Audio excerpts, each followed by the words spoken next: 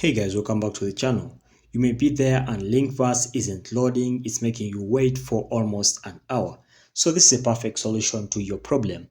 You can try doing this, you can try using a different web browser, you can try clearing the cache and the cookies of the browser, you can also try disabling the browser and extensions, and then you can also try checking the connectivity of your Wi-Fi if you're using Wi-Fi on your laptop. Then guys, lastly you can also try devices that are different from the ones you're using. So for example, if this time I'm using the HP browser to access Linkvertise, the next time I'll try to use the Dell PC to access Linkvertise. And also guys, you can also check the DNS settings. Ensure the DNS settings are as follows: 8.8.8.8 and then 8.8.4.4.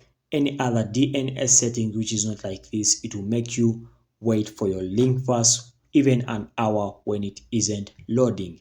That's it guys. Like and subscribe to our YouTube channel. We shall meet once again.